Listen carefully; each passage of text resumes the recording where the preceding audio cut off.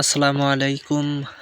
চলছে শীতের দিন, আর এই শীতের দিন অনেক সময় দেখা যায় সারা দিন রোদ ওঠে না, ঠান্ডা বাতাস এবং কুয়াশা থাকে, যার জন্য পাখির ঘরের পর্দা সবসময় নামায় রাখতে হয়, যেন পাখির ঘরের ভেতরে বাতাস বা কুয়াশা না ঢোকে।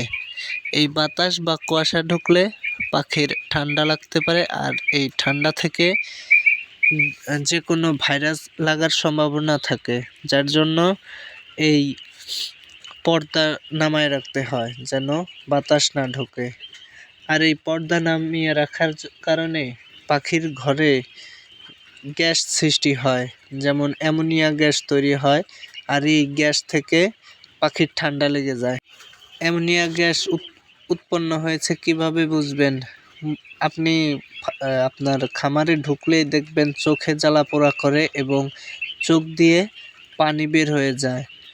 তাহলে বুঝতে পারবেন যে আপনার খামারে প্রচুর পরিমাণ অ্যামোনিয়া গ্যাস সৃষ্টি হয়েছে।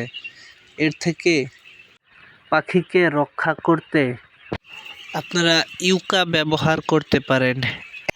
ইউকা স্প্রে করেও ব্যবহার করা যায় এবং পানির সাথে মিশিয়েও খাইয়ে দেওয়া যায়। খাবার পানি মেশানোর ক্ষেত্রে প্রতি 20 লিটার পানিতে 1 ml করে ইউকা ব্যবহার করতে হয়, এবং স্প্রের মাধ্যমে দিলে প্রতি লিটারে 10 ml করে ইউকা ব্যবহার করে স্প্রে করে দিতে হয়, তাতে ভালো রেজাল্ট পাওয়া যায়।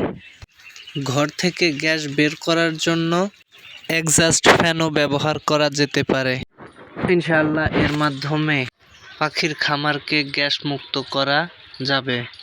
ভিডিও ভালো লাগলে চ্যানেলটিকে সাবস্ক্রাইব করুন, এবং যে কোনো পরামর্শ পেতে ভিডিওর কমেন্ট বক্সে কমেন্ট করুন। ইনশাআল্লাহ যে কোনো সমস্যার সমাধান দিতে চেষ্টা করব।